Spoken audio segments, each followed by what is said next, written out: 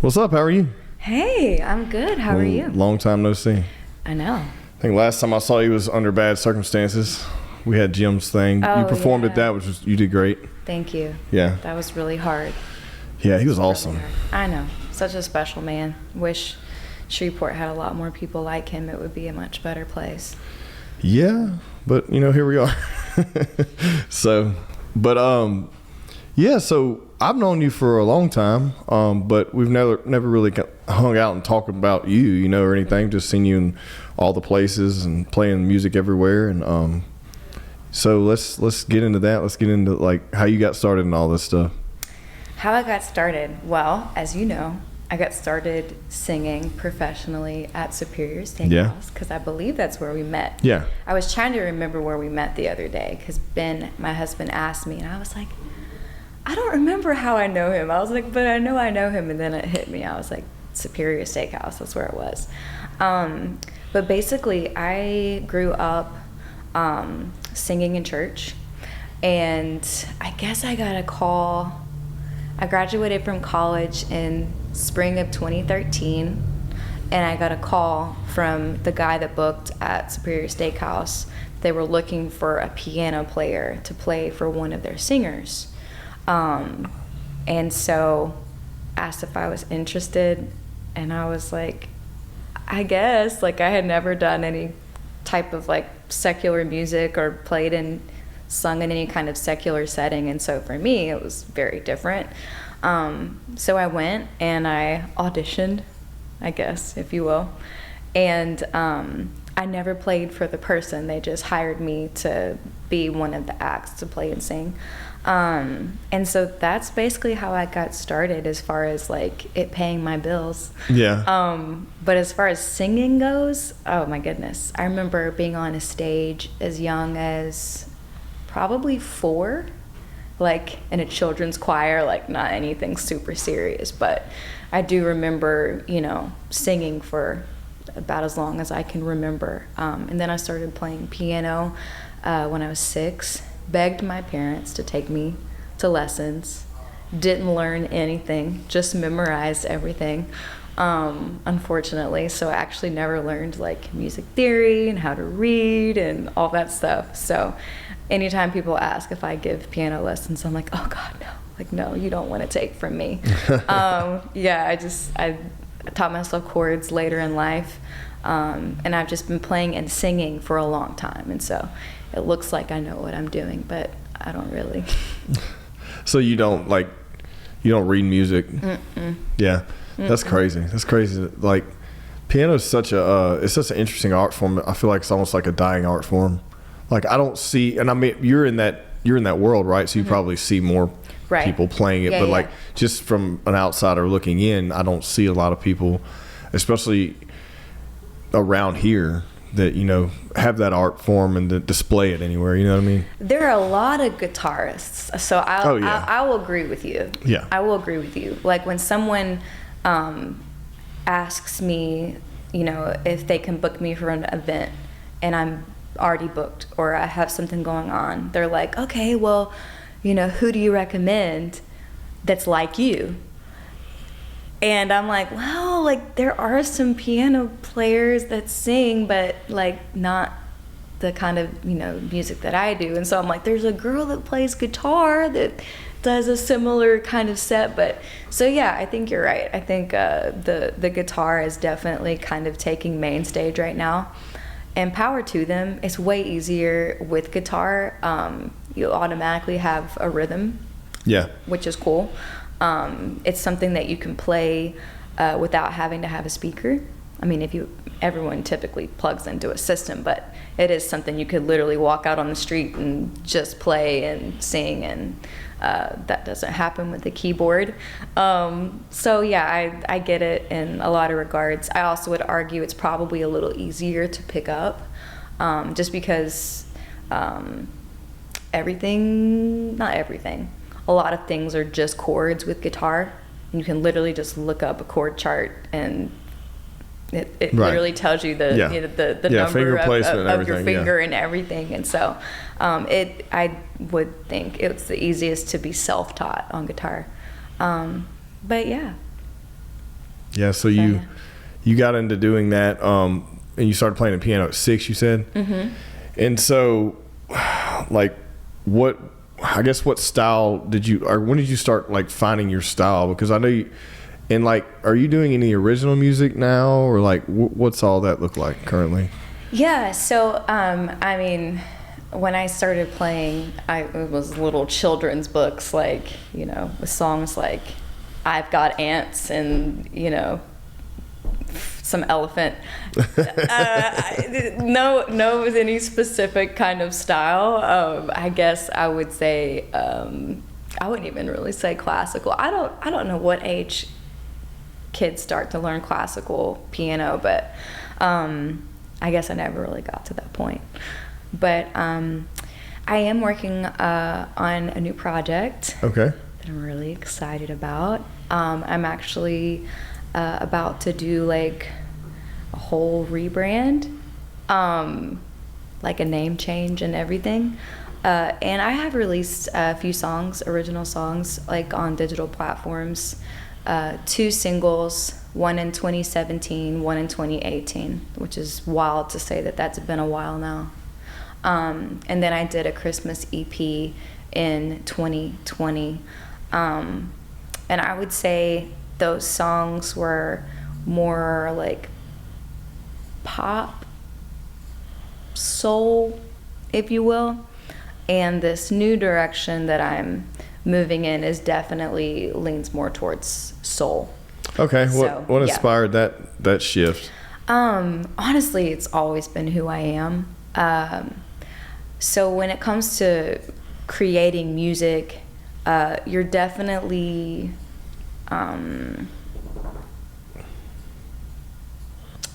it depends on what, not just exposure, but, like, I'm trying to think of how to word this. You're limited by what you hear. So, like, yeah, that makes sense. Yeah. So yeah, like, when I was writing as a kid, I played piano, so all I could write to was what I was playing on a piano, or I could come up with a melody and then come up with chords around it. But I mean, I grew up in a church that was very multicultural, and so we did everything. Mm-hmm. We did all kinds of music, but I was always drawn to gospel music, and so that's always been there for me. But when I would write, it came out more like singer-songwriter because of the limitations that I had with what I was hearing whenever I would play. But you throw in somebody that plays gospel chords and stuff, and you're like, oh, you can hear all these different melodies and concepts that I just didn't really have. So when I was writing younger, I guess early 20s is when I was working on those songs. All I could do was write what I had and then give it to a producer. Then the producer would take it the direction that, you know, he wanted or felt like it needed to go. And so that just was always pop. And so it wasn't until recently, maybe a few years ago, that I discovered Splice, and I love Splice. But basically it's a bunch of pre-made loops. So it could be like a complete song that's produced that's 10 seconds long, or it could be a drum beat or whatever. But point is like, it gave me a direction, and I was like, oh, so I don't have to be able to play all these fancy chords or whatever to be able to write the direction that I want. Because I am very limited when it comes to keys. Like I said, if someone was in there that isn't a pianist or whatever, would not know. But if anything jazzy, which I love, anything like Motown, and like, I can't play those chords. So there's so much music that I love, but I don't sing whenever I'm gigging because I lack the skill here. Okay. I have it here, but I don't have it here. So yeah, I don't know if that answered your question. I mean, yeah, I mean, it pretty much defines what style you're heading, the direction you're going in, I guess, you know. But so what have you noticed, like, over the years, like, and well, first off, I guess, when did you decide to go full time this is what I'm going to do full time? So I actually I have a college degree, and I want to say there were, when I graduated from high school, there were so many directions I wanted to go. I was interested in being a teacher. I was interested in being an attorney. I was interested in sports broadcasting. I was interested in, I worked with autistic kids as a behavioral therapist, and that was something that I was passionate about and I was kind of naturally good at. So I did end up majoring in psychology because of that. But yeah, there were a lot of directions I wanted to go. And of course, I've always loved music. And so I had a really hard time deciding a major. Looking back now, you know, 3/4 of people that majored in something aren't doing anything in that specific specialty or field or whatever. But at that time, it seemed like such a big deal. Like, this is the course of my life. And so I still would love to get my master's at some point, just as a bucket list. I could be a student forever. If a professional student was a thing, that would be me. And so I decided, you know, I was going to go that direction. And I guess probably my junior year of college, I just was like, you know, I think I'm going to give music a try, you know, for a little bit after I graduate. And so then the opportunity, when did I start? I started working with the local producer who was a world-renowned drummer at the time. I started working with him maybe the beginning of 2013, and then maybe November of 2013 is when I was reached out to by Superior Steakhouse, and that opportunity came up. And so I did that. That was basically it. I just was like, you know, I think I'm going to put school on hold for a couple years before I get my master's and just see what happens. And so here we are, 10 and a half years later. Yeah, and it's been fun. I mean, to get to do something that you love and get paid to do it, and not only to get paid to do it, but to get paid enough to be able to that be the only thing that you do is really cool. Like, super thankful for that. Yeah, there's something to that, and I know a lot of I've had multiple artists on here and talking about this, and this is what they do full time, especially, you know, like you, and I have a respect for that because you're putting everything on the line. You know, it's like, okay, well, I have to answer the call, I have to show up, I have to do the gig, I have to do a good job. Like, not all the months are the same. No, put up with you know, probably some drunk idiots here and there, you know, and bad requests, and the same request over and over, stuff like girl. that. Yeah, that's funny. Is that the number one request? I get it a lot, and I'm gonna be honest, and I'm like, I don't know that one. Yeah, I do know it, but I have never played it, so it's not a complete lie. Yeah, that's but no, there's something to that because it takes a lot. And honestly, it's not an easy, like, you know, it's just not like something you just sign up for and do, and it's just easy to do. You know, I mean, like it takes a lot of grind and you know, a bit of patience too, I would think. You know. Yeah, for sure. So you got a new project coming up. You want to talk about it? Sure. Okay. It's not like official as far as what it's going to be, but it's looking like it's going to be a 5 to 6 song EP. I'm working on 2 of the songs right now. One of the songs, a third song that I know is going to be on it but hasn't been produced yet, and then I'm writing a song right now for it. And yeah, I'm excited. I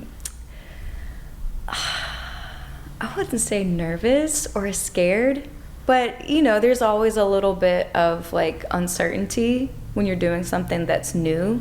And then of course we are in the South, and I am of light skin. And so you never really know how people are going to receive that either. Oh, so we're going full on soul then. Is that what we're talking about? Yeah. That's awesome. That's good. Yeah. I wouldn't say like hardcore R&B, but I mean, it's definitely in that vein. Yeah. So I don't know. We're going to see. Yeah, no, but I'm super excited about it. Well, I mean, and that's, I don't know. I just don't, what type of music is being released like that right now? I mean, it's not coming across my table. You know what I mean? Like I'm not, or I'm like a bad person to ask. It's not coming across my Spotify or anything. You know, like nothing new, like no drops of anything. Like I don't know. You're in a very unique position, I think. You know, in a good position, like you said. Yeah, you might be a minority in that group, you know, but also you have a set of skills that someone just can't duplicate, and also a lot of experience, you know, and it seems to be extremely versatile too, because I mean, you sing a wide range of things, you know. It's such a wide array, which is another reason why I don't know how people are going to respond whenever they hear this new project, just because I'm not singing these kinds of songs whenever I gig, and I'm not singing. I mean, it's me, so it's not like someone would hear it and not recognize it, but it is like, again, because like my skill level here doesn't really match fully the direction that I'm trying to go, and so when I gig, like I'm doing songs that I can do because I don't have to split when I accompany myself. Right. But yeah, so I'm very curious to see how people respond, because the song, like the two songs that I have out, one of them is super pop, really not me, and then the other song is like more. What do you mean not soul. you? Like, was it you then? It was me, and I wrote the song, but I intended it to be more like organic sounding. And it was just very, very produced. So like overly produced, in your opinion? Yeah. Even though, well, then why did you release it? Why are you were you to a point where like, okay, we've done what we can with this, and you know, it's one of those things. Like, there's not really a formula. If there was, then everyone would be famous, or you know, the top of whatever field that they're in. But I just received a lot of advice when I was younger, that was like, you have to do what you don't want to do so that you can do what you want to later. And like, there are aspects of that I agree with. You know, I do think that there is a game that you have to play to a degree when it comes to music. But to the degree that I was being advised, I don't agree with that. Was this someone quite a bit older? Yes. Well, see, that's the problem, right? I mean, there was that game that had to be played for the longest time, for up until 20 years ago. You know, I mean, as soon as these devices were put in our hands, we could play music on demand and not have to purchase the entire album. Like everything changed. Right, and people could release music on their own without having to be self-produced, self-distributed. Like, so that's what's been. Man, imagine how many people got bad advice. Like, imagine how many musicians like either didn't make it, quit trying just because they took the wrong advice, or they didn't something they didn't love, or they didn't grease the right wheel. You know what I mean? Yeah, I think about like Kings of Leon, and like their number one song is "Use Somebody," and it's like their least favorite song, but you know, it's a song that they're gonna have to play as long as they're playing, as long as because it was like the song that put them on the map, and it was mainstream, and you know, a lot of their stuff wasn't super mainstream, and so I think, like I said, I agree that there is a little bit of the game that you have to play, but I also believe that you have to stay true to who you are as an artist, and of course, compromise is necessary at times, like when it comes to a sound or whatever. But I think overall, the only way that it will last is if it's truly who you are and it's what you love. Yeah. And it's hard to do something if you don't love it. to just have to do it all the time, over and over and over again. And well, the quote unquote like experts on these things, and I've worked around a lot of people in the music industry, and it's interesting too how everyone has an opinion on how you should do something, but the only people who actually blow up are the ones that do something different. You know what I mean? Like, because how many times can you replicate the same sound before you have to create a new one, you know, or a new style, or regurgitate an old style but put your flair on it, you know what I mean? Like, I don't know if there's any sounds that we haven't heard, but there's the deliveries, there's thousands and thousands and thousands that we haven't seen, you know. And some of that is the music industry pushing. Of course. You know, there is this kind of, and the reason I talk about, you know, you have to play the game to a degree, it's because there are people that make decisions just straight up of who's going to be famous and who's not. Yeah. And so that's why I say, like, yeah, there's a level that you might have to compromise a little bit when it comes to your sound, but I think that the music industry intentionally suppresses things that are really new or different, or like, you know, it's why we end up hearing the same things over and over and over by different artists, and they all kind of sound the same. Well, it's because that's the style they're pushing at the time. They have that being pushed. The record labels, they have the money.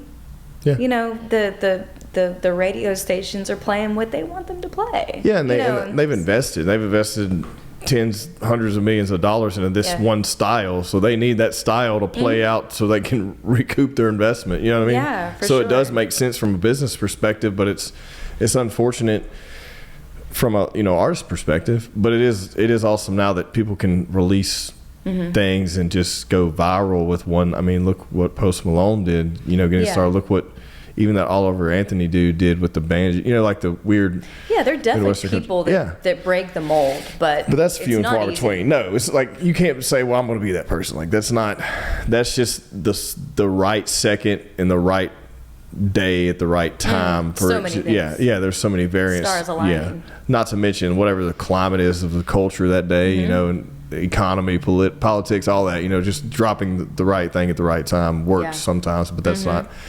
You can't hang your hat on that. Yeah, and having funding. Funding is massive. Yeah. Like, you can have an amazing product, and this is for anything, not even just the music industry. But you can have an amazing product. You can have the best product, but it doesn't matter if masses aren't able to see it. Yeah, exactly. And that's when even if you put it out there on Spotify, if you don't have the money to push it, no one's going to hear it. Right. It's just like you were saying, the music industry, like the radio, like you had to play that game to get that listened to enough to where it would recoup, you know? Yeah, so it's cool. It's cool and it's not cool, but it's interesting how that whole game's played out. It's good to know what it is. Yeah. You know. So is this going to be a solo album? Okay. So 100% you, all same style. Is everything going to be on the keys? No. Okay. Actually, so the two songs that currently are being tracked right now, I haven't touched. Okay. I'm not playing anything. You're just doing vocals. Okay. There's probably going to be one that I might play that's going to be a more broken down, like, vocal and keys and maybe some type of, rhythm instrument. But other than that, I'm kind of trying to, again, because whenever I do play, there is this ceiling a little bit, if you will, as far as the style that I'm trying to do. But I'm also open to, like, someone coming in and playing it and then me learning how to play it, like, totally open to that. But I'm also looking forward to, like, not being behind a keyboard a little bit. That's all I do. Yeah, I mean, if you can take that away and just put all the emphasis on the vocals, I mean, sometimes I forget, and I don't want this to sound like any kind of braggy or anything, but there are times, not often, when, like, there will be an event and I'll have someone come and play and I just sing and I'm like, oh, I forget that I can sing. No, I mean that makes sense. Because my attention is diverted whenever I'm playing, because this is my weaker instrument, if you will. And so there are things I'm able to do vocally when I'm not having to think about what my hands are doing. At the same time, there is a comfort that comes from being behind a keyboard. So it's kind of I don't know. I'm excited about it, and I'm also a little nervous because it's one of those, like, what do I do with my hands, kind of moment. But yeah, so I'm really not playing on this project. I'm sure I will learn how to play it in case there's a situation where, I'm performing it somewhere and it needs that. But are you recording it locally? Yeah. Where at? Yeah. The name of the company is called Quest Productions. Okay. It's Eddie Spencer, okay, who is a well-known saxophonist in the city, and he has a band called Alter Ego. They're fantastic. Yep. He has a partner, and they have a studio. It's off North Market, where all the radio stations are, in that little plaza. And they just got up and running a few months ago. So yeah. No, that's exciting. Mm-hmm. That's cool. Do you ever go, I guess, where's the so most of these listeners, we have a lot of local, but we have a lot of regional listeners too, and nationwide. Just because how this podcast started was pulling in guests from everywhere. Mm-hmm. So it's not all just local to North Louisiana. Do you play anywhere else besides here at all? Do you get out of town any and play big gigs or anything? Not much. I have on occasion. I've played a spot in Tyler a couple times, but I don't think I've been there since COVID. What place was it? It was called it's called Dakota's. It's a steakhouse there. Okay, yeah, I understand. I played there a few times. Yeah, that'd be right up. Yeah, similar similar layout to Superior. Mm-hmm. Yeah. Very cool spot. Sorry. No, you're good. Wow. Get it in. No, but I asked that because there's if there was anyone listening who may not be from here that might catch you somewhere else, Yeah, I used to play in Carthage occasionally. Yeah. But where do I do play in Texarkana about quarterly. I played at Hopkins Ice House, and sorry, I got away from the microphone. You're good. Hopkins Ice House, which is a really, really cool spot. I like that a lot. And then I'm playing at a spot new to me, but not new to the area, called the Wild Hair. Sometime in September. Not sure when. Okay. Somewhere in there. Well, where can they, if anyone's locally, where can they check you out at here right now? Oh, goodness. I don't play a ton of public gigs anymore, but I do play at Two Johns, and my website is the best way to find me. Gotcha. I'm trying to be better about posting my gigs on social media. Those two words just send me. But I wouldn't count on me to do that. But my website, I update at the beginning of every month for the entire month. But Two Johns, Casa Jimador, the library on Fern, I'm playing there tonight. And then all the member-only clubs, but I don't really consider those public because they're not open to the public. But yeah, I get around. So what's your most requested, I guess the most annoying requested song that you get that you actually play? That I actually play? You actually play. And let's be honest here. That way maybe if someone hears it, they won't ask you to do it. They won't care. I'm proud to say that I only play songs that I like. Okay. I'm thinking about. There's got to be one where you're like, I don't. Come on now, there's got to be one. Let me think. There are definitely songs that I prefer over others, but I don't think I play any songs that I'm just like, oh my God. You like playing Elton John? I I don't play any don't Elton play? John, and that's really offensive to people. Really? Yeah, especially So as a piano player. No, I'm not doing They're it. like, play Piano Man. I'm like, you play Piano Man. Like, that's a hard song. That's Billy Joel. But yeah, no, so that's the most requested, those two, the most requested artists to play that I don't play. Got you. And I'm kind of like annoyed, not at people, but that I can't play them. Or I won't say can't.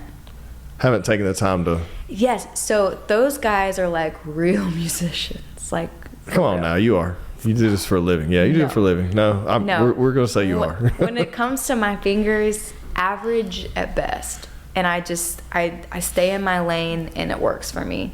But yeah, it's like people ask for Elton John and people ask for Billy Joel, and I have to be like, look, I know this is, a piano bar. Yeah. And I should know how to do these songs, but I don't. But yeah, as far as songs that I do play, I don't think there's any song that I play that I don't like. What's your favorite? Oh man. Is it a mood thing? Yeah. Favorite favorite rock? I'll say like I'll give you some of my top. Okay. Because choosing a favorite song, I don't even know if that's possible. I get that. It's like choosing a favorite movie. I can't choose a favorite anything. You can't, so, because no. you can't compare a comedy to like a war movie, But I love Desperado by the Eagles is one of my all-time favorite songs. I would say also I play Valerie by Amy Winehouse. It's a great one. Love Amy Winehouse. I play a version of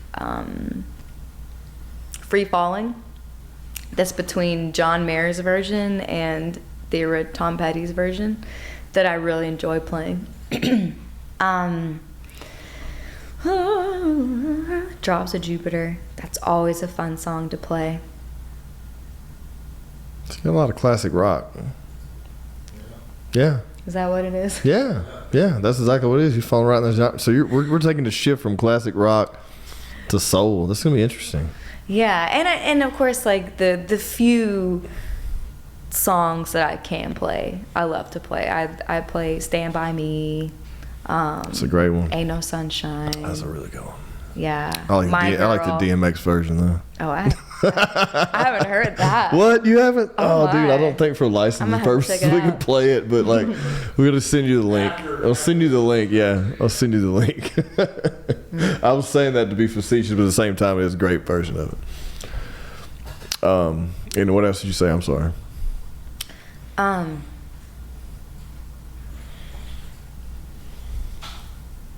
we lost. No, I just listed like I'm really bad estimator. I was gonna say 10. Yeah. Probably just listed 6 or 7 songs. Yeah, I think it was 6. I think that's fair. 6 or 7. Those are like my top.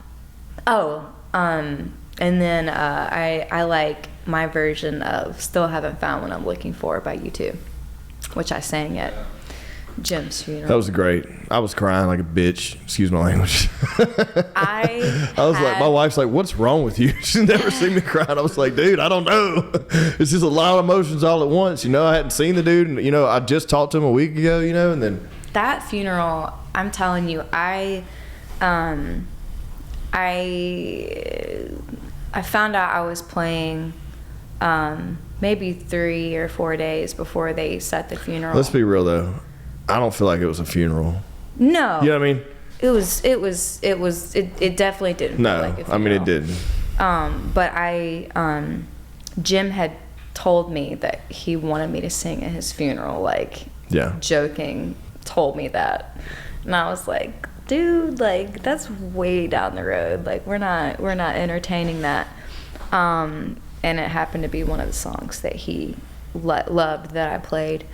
And so when he passed, I talked to Bobby and, just let her know. I was like, if you guys need me or want me to sing, I'm happy to do that. And they said that that's what they wanted, that they wanted that song. And I was like, oh, God.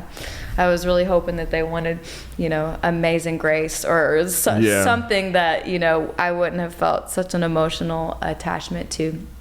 And so when I found out the lineup for that day and that I was at the end, I was like, you have got to be kidding me. And I was talking to my husband and I was just like, I'm not going to be able to feel like the entire funeral because I have to be able to perform. Save it. You got to harness it, yeah. I just I was like, I feel like if I cry before I go up, that I will not be able to perform the song. And so person after person went. Everyone did such a beautiful job. Like that's what one of my takeaways from that day was just that Jim would have been so proud and honored because everyone that spoke just killed it. And so I'm literally like hearing everyone speak and I'm just like, don't feel nothing. And then I walk up and I was a little emotional when I started, but then as I started, I was able to kind of get it together. But the moment that I hit those stairs after I finished, I just boo-hooed. And Ben came and met me and, so I was like finally able to feel the release, if you will. But anyway, that is also one of my favorite songs that I play. Isn't it? How do you feel now playing it? I think about him every time. Yeah. Isn't that crazy that a memory can be attached? Like you can attach a song to a memory or a memory to a song or a person to a song. Music, and you never, maybe you haven't heard this song in 10 years and as soon as you hear it, you're like, that person. A person or feelings. That time or the smell. Mm-hmm. It's so crazy. Music is, I think music and smell, they say, are like the two most powerful memory, like things that bring your memory back. You can not have heard a song for 20 years and it starts to play and you remember every single word. You remember all the ad-libs that the singer did. All the gangster rap I grew up on. I still remember all of it. That's the word for word. Which is just wild when you think about it, but it's why like when children learn their ABCs and all of that, like a lot of it is to music because it's something that you like always remember. But yeah, I do. Every time I play that song, I think of Jim, and I miss him a lot. Yeah, he's very good. It's not like I think about it and I'm like I fall apart and I'm not, but it's just kind of like it's like a wink, like oh yeah, Jim loved the song, and I can still see him, sitting in Noble Savage or wherever it was that I was playing and singing. Oh, you play down there too sometimes? I haven't played there in a while. Do they still have like the jam night or whatever? With is it like the blues night or whatever? They probably do with Dirty Red. Dirty Red, yeah. It used to be Thursdays. I don't know if they're still doing it. They've switched management and maybe ownership. I think since the last time that I played there. But Noble Savage was definitely one of my favorite spots to play. It's so eclectic. It is. At least it used to be. Yeah. It was. Dude, I haven't been there in 10 years probably. But like when we used to go, it was on a whim. It was never planned. And then there was always something going on. There was always good food, and then there was always someone good playing, and like and maybe all someone. Types of people. Most definitely, completely, like from the entire the whole gambit. Business suits to right off the sports ram bus, man. You never know, like for real. Sure. Yeah. Yeah. So, well, that it's interesting. How do you feel about being from here and then like thinking about like the root of what this area has for entertainment or has done for like the music industry and like, from like the municipal, like have you played in any buildings like that? So I actually did, not like a Haley Brooke show. Right, but I have, I played the municipal for, God, I wish I could remember her name. Her first name was Maggie. She was a very important person to the Louisiana Hayride. I don't remember what her role was or her family. Can we look that up? But she passed maybe 2 or 3 years ago. Okay. And I ended up performing a song I believe it was, I had to learn the Louisiana Hayride theme song, which I do not recall, because I had to learn it like on the fly. Yeah, I think that was her name. And I had to learn it like on the fly. Like, I sang another song. It must have been an Elvis Presley song, whatever I sang. But then, like, I got there that morning and they were like, "Oh yeah, you're gonna sing the theme song with us." And I was like, "I am." So yeah, I think I did sing it. How does it feel playing on that stage? It was really cool. It was really cool. Like, there's a lot of artists that'll come here, and a lot of times they'll only sign off on stopping through to make a very small paycheck to play there. Yeah. Just so they can experience that. Yeah. You know? I mean, it's a place that has a lot of history, obviously. Yeah. One that I'm not super abreast to, but I'm aware of, you know, what happened there, and what it meant for people like Elvis Presley and Hank Williams Jr. and, you know, others. So that was really cool to be able to say, like, "Oh yeah, I played at the Municipal," you know? And leave out the rest of it where it was just like, "Yeah, I played a song for a funeral." But I actually shot a music video there for one of the songs that I have out. But which one is that?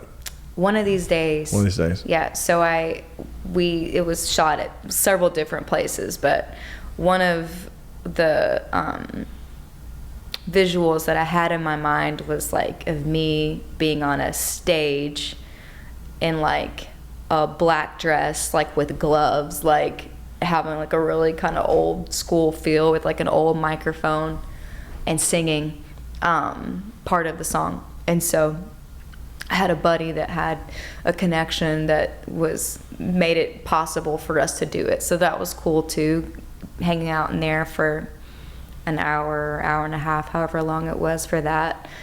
All those years ago. Golly. Seems like 2018 was yesterday. It's wild. But yeah, and then I've done a couple of events at the Strand. I just played their season announcement party that they had there a couple months back, and that was cool. Just set up my keyboard and was, you know, playing on the stage. But yeah, there's some just beautiful venues like that in our area. Yeah, the Strand's legit. It's a good little spot too. So pretty. Yeah, beautiful. It is interesting how small people were back then. Like sitting in those chairs now, like how cramped it is. Like, that's the only one thing I ever think about. Like at that venue is just like sitting there and being crunched in between two people. Like, man, people were so much smaller back then. Smelling everybody's BO. Yeah. Yeah. So, other than that, so you're going on a cover on a magazine or something. I saw this the other day. What is this? Tell me about this. Okay. So it was just one of those many polls, you know, like SB does one and Through an 8 Forum does one and the Shreveport Bossier Advocate does one where they have like the best of for the year. And I don't know why, but they picked me. I never win things like that. I've had my name in it several times, but I never win things like that because I never tell people about it, and it's like things that people vote on, and I'm just not. It's just not me. I'm not like about to make a post to tell people to vote. I just don't care. So I've never won one, and I was really shocked when they told me that I had won. And then they asked me to come do a photo shoot. Jeremy Hernandez, it was the photographer for it. He did a great job. And they wanted to do a photo shoot, and he was like, "Look, I'm like not supposed to tell you this, but they're considering this for like the cover." And I was like, "Really?" Like, why? And he told me, It was between me and a cheeseburger. Whose cheeseburger? I gotta know. One of the You don't winners. One of the winners. One of the restaurant winners. And What magazine is this? the 318 Forum. Can you look up 318 Forum who won the cheeseburger? I want to know who she had stiff competition with. Yeah, sorry to whoever it was. But so I thought that was hilarious. And honestly, there was like a small part of me that was like, I really hope they choose the cheeseburger, because that's a great story. Like, yeah, I was almost on the cover of a magazine, but You got beat by a cheeseburger. They went with the cheeseburger instead. But anyway, so I was very honored. I was surprised, and I was honored. And ironically, so my husband and I, we have a small business called Clean Slate Botanicals, and we're in the Uptown Shopping Center on Line Avenue. And the Forum, there are different businesses that like carry the Forum for people to pass out. So it was that month that they decided that our store needed to carry this magazine. So there's literally a stack like this high, and it's just me, my face, and we didn't have a stand like that we would normally have for something like that, like at the front of the store or whatever. And so all these magazines that have my face on it are just like sitting at the register, and then I'm like literally ringing people up as they're coming in, and I'm just like, oh my gosh, like they must think that I just think so highly of myself that I'm just like, yeah, no big deal, that's gonna be your total 100, whatever. And so that was fun and interesting too. But yeah, that's the story. That's a pretty good story. Do we have a cheeseburger candidate? I don't really know, like, Like 318 Forum winners, but you can't preview the magazine, huh? Probably. This was what, two or three. So what I didn't realize, I thought the Forum, it was a once a month, but they Is it quarterly? No, bi-monthly. Yes. Bi-monthly. So they do. It's like I think my issue was like July 10th until like before August. I think they had released another one before August came. So yeah, I guess it's like a 2-week. This will come out and someone will tag it in the comments, I'm sure, and tell us who it was. Sorry, guys. No, that's pretty cool though. There's something to be said about that. Especially you keep saying you don't. I mean, it's obvious that you don't do much promotion for yourself. You don't self-promote much. I'm the worst. You did beat the cheeseburger, right? She beat the cheeseburger for the cover. For the cover. She got the cover. But the cheeseburger who won is yet to be determined. So I don't know. I don't know.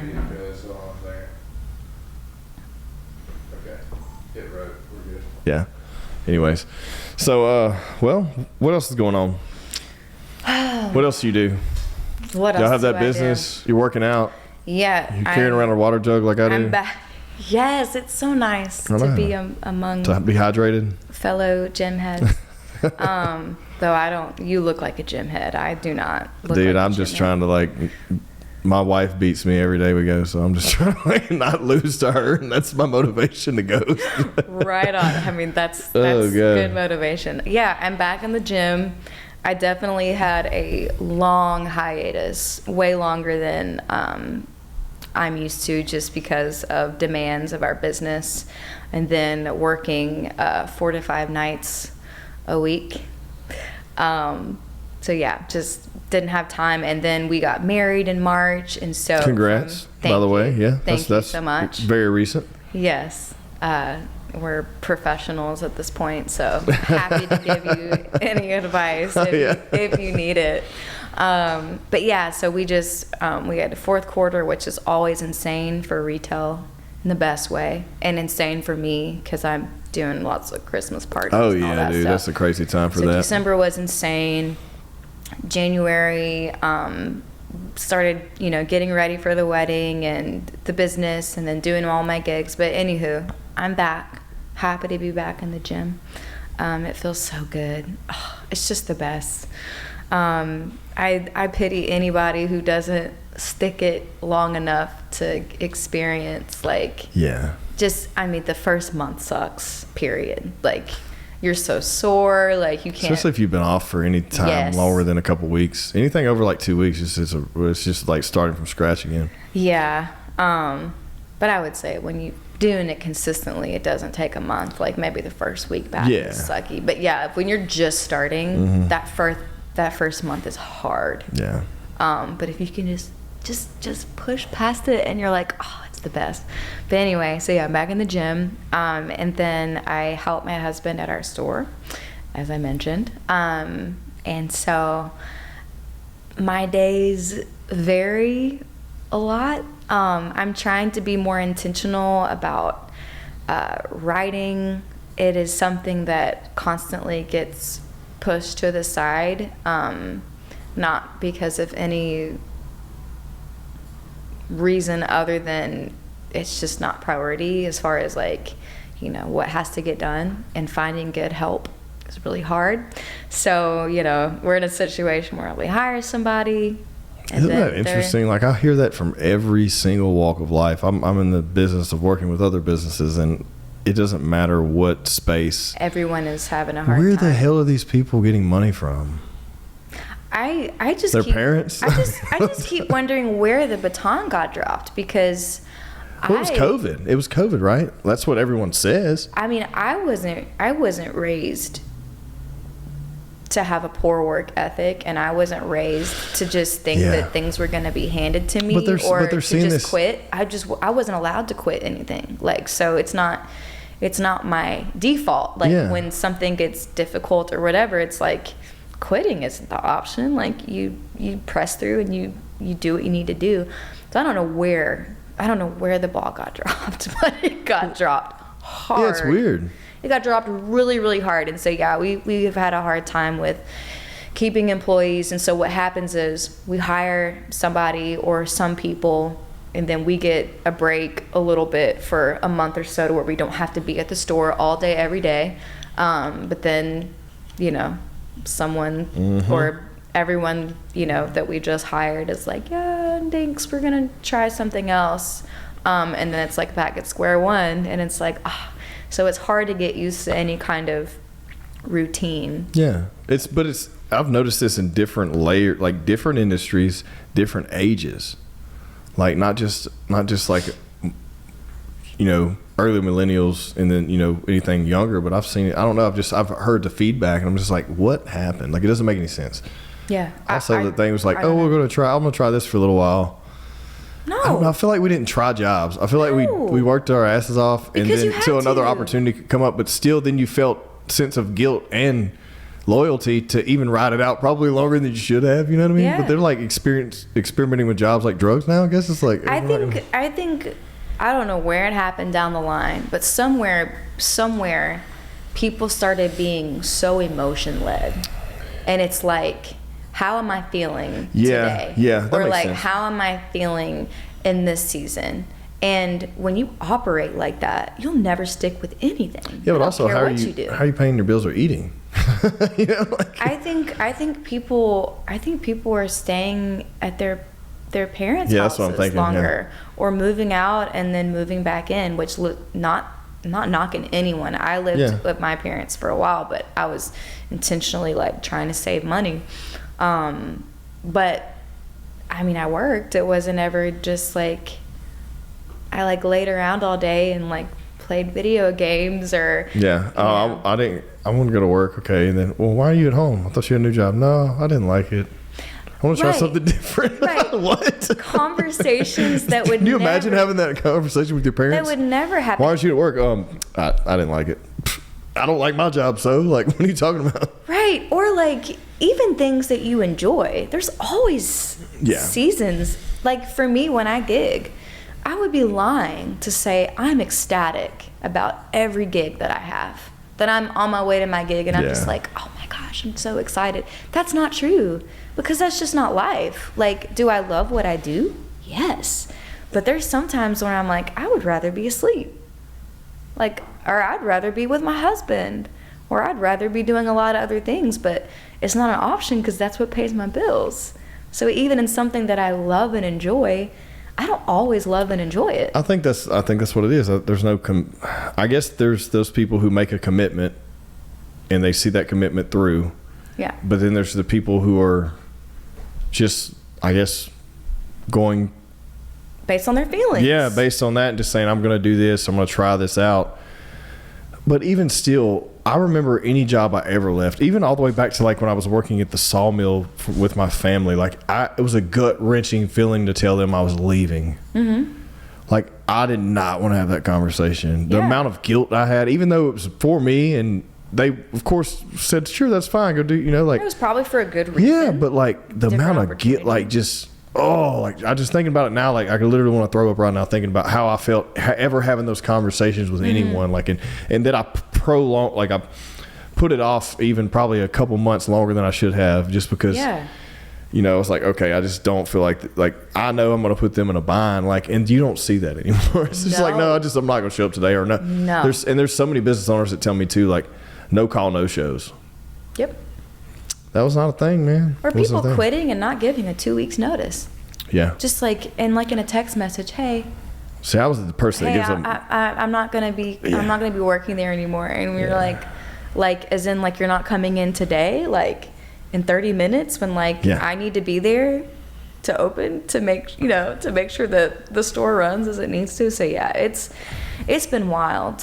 But I mean, it also explains to me like why the divorce rate is so high. Like if you're operating like that.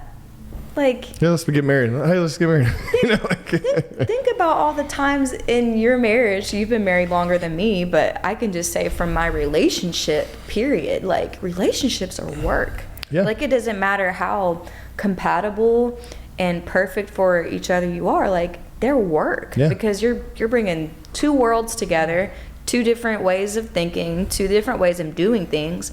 And if we operated like people do now, like, I'm not feeling it anymore. Like, of course, no wonder the divorce rate is so high. But that's just not life. It's just not realistic that you always are 100% happy with every single thing about your life. But people are making decisions thinking that that's how life is supposed to be. Well, I think decisions towards being happy are probably the worst thing you can do. Like, happy is something something you're always going to chase and never achieve, because if you think about it, like, what is that? Just a split moment. It's you know what I mean? Yeah, it's a feeling. It's not life. Because there's absolutely no way everyone can be that way all the time. I can say I'm unbothered a lot more than I used to be. Like, really. Like, I don't put expectations into things that I used to, because I'm more realistic, more life experience. You've grown. Yeah, more life experience. So, like, remember when you were younger and you put all these expectations, you would create these expectations in your head before it happened, and then maybe you just went on a date, or maybe you did whatever, and then at the end you were just like so disappointed, but you're the one who created the false scenario in the first place. Yeah, I've learned to quit doing that like a long time ago. I'm using like any scenario, a job, a date, food, anything, you know what I mean? Like, and now it's just like, I don't know, I'm just so unbothered by the smallest things. Like, I see people getting uproars on arguments over anything. I'm just like, dude, I just don't care. I don't care. It's enough. I have too much crap going on. That makes a difference to me and my family's life. You know? Well, we have to save our energy. Yeah. Because of the grind. And we talked about it, back there before we came on here. But, I work all day. You work all day. Yeah. So like, we don't have time. I don't have time to deal with bullshit. I'm up at 6 and I'm in bed at midnight, and that's my day every day. And I mean, I love it. I love it. Like, I'm to say that is it, I'm happy about it every day? No. It's like hard. There's things that happen, there's things that change, dealing with things, but I love it. Like, if we're just put it all in a bowl and say, is this good or bad? I think it's great. Right. Well, let's wrap this thing up. It's hot in here, and I think one of our cameras is starting to overheat. So hot in. Look at her. Oh, she put a little vocal in there, a little last minute vocal. I don't know. Do you want to leave us with like a little teaser, maybe of a piece of a song? Or am I putting you on the spot? You don't have to. We can save it. I think I'm going to say no. That's okay. I think I'm going to say only because like I'm really feeling super dry right now. This Okay. is why I keep drinking my water. Yeah. I'm trying not to have it up here, but Until next time. Well, I'll tell you what, once those albums come out, you got to come back on. I will. You got to promote it. And you got to come on here and drop us at least half of a song. okay. Deal? I think that's fair. I like it. Well, so where can anyone find out about you? You say you don't do a lot on social media. What's your website? My website is HaleyBrookeMusic.com, HALEY, Brooke with an E, music.com. And then I am on social media. I've got Instagram, which is I am Haley Brooke, and then I am on Facebook as well. Dude, I saw your Facebook page got shut down or something. What the hell? I went to get it one day. Like, I posted something on Instagram, and my Instagram is connected to my business page on Facebook. And so I went to make sure that what I posted in my story on Instagram made it to Facebook, and it was gone. I was like, what? Like, the icon wasn't in my, like, shortcuts or whatever. I was like, what the heck? Then I went on my personal one and typed it in, like, from a different account, and it didn't pop up. It's like it didn't exist. And I didn't even reach out to Facebook, only because I've heard from people that, like, it's a headache. Yeah, it's a to racket. do that. It's a racket. And so I was like, you know what? Fine. I'll just start over. But yeah, it's Haley Brooke Music on Facebook. Cool. Well, thanks so much. It was good to catch up with you. Thanks for having me. Yes, ma'am. We'll see you next time.